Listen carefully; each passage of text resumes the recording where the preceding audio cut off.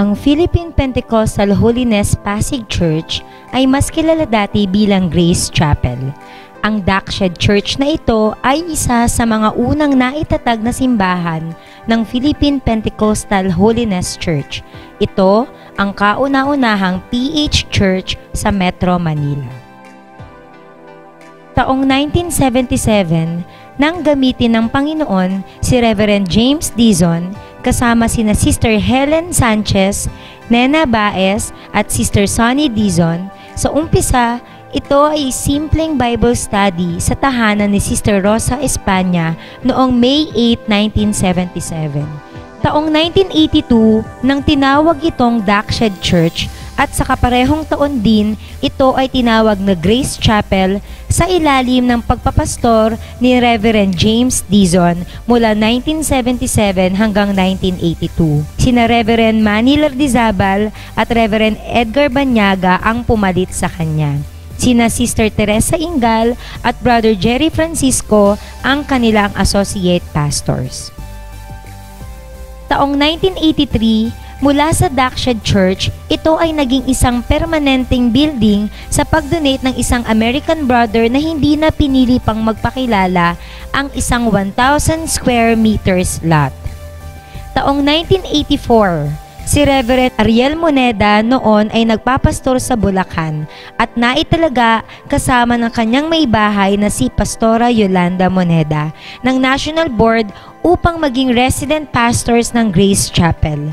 Lumipat ang buong pamilya ni Reverend Ariel Moneda sa Pasig noong November 24, 1984.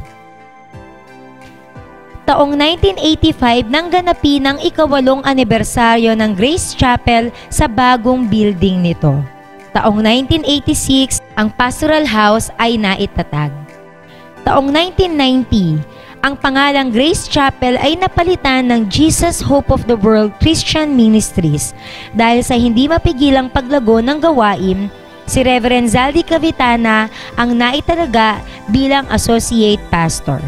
Taong 2000, ang Philippine Pentecostal Holiness Church ay nagbaba ng utos na lahat ng simbahan sa ilalim nito ay gamitin ang PPH na ang ibig sabihin ay Philippine Pentecostal Holiness, kung kaya't ito ay kinilala bilang Philippine Pentecostal Holiness Church of Pasig. Taong 2006 nang magsimulang yakapin ng ating simbahan ang Encounter God Retreat na mas kilala na ngayon bilang Encounter Weekend. Ito ay isang life-changing experience. Taong 2013 nang unti-unting itayo ang ating second building. Ito ay may 2 palapag at mga prayer cells. Ginagamit ito para sa kids service, G12 meetings, life class at consolidation.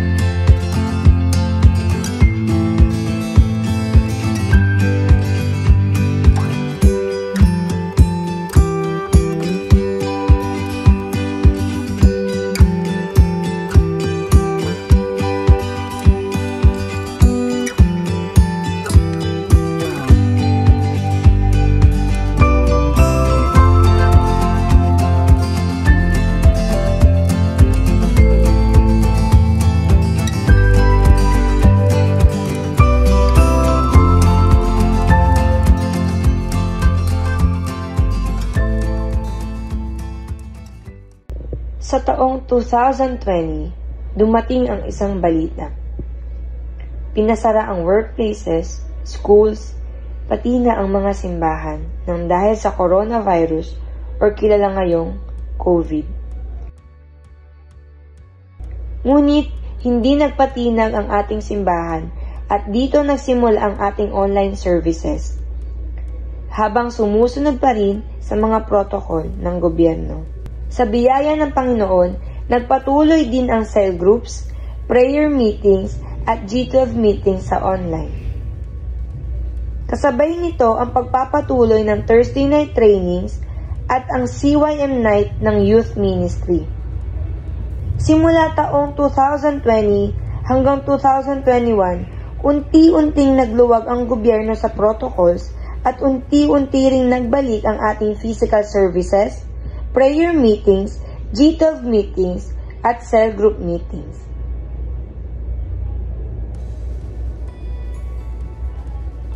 Sa taong 2022 ay naganap ang kauna-unahang youth camp sa Destiny for You campsite sa Norzagaray, Bulacan.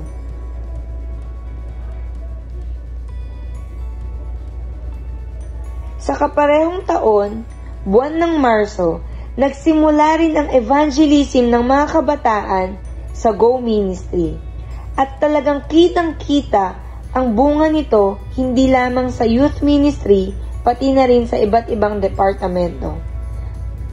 Nagbukas ito ng maraming pinto para sa mga cell group.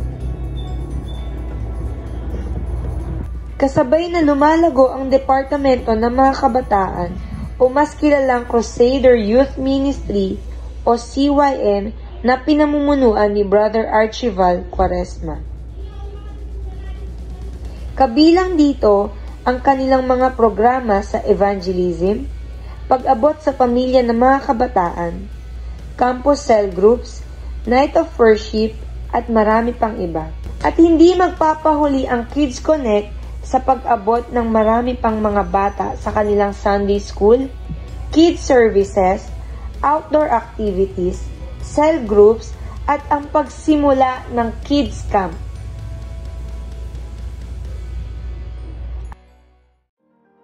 Nagpapatuloy rin ang gawain ng young adults and professionals na tinatawag na frontline ministry. Pinamumunuan ito ni Sister AJ Lugmao.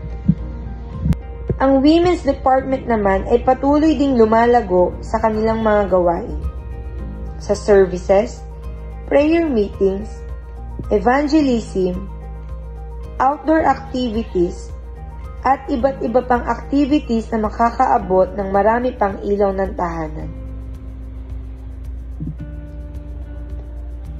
Isa ring kinatutuwa natin ang pag-re-establish ng Young Couples Department sa pamumuno ni Brother Reggie Gadong kasama ang kanyang may bahay na si Sister Ivy Gadong.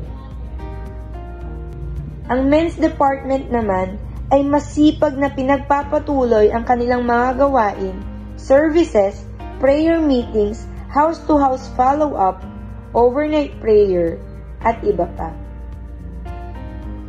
Na-establish din ang prison ministry na pinamumunuan ng mga kalalakihan.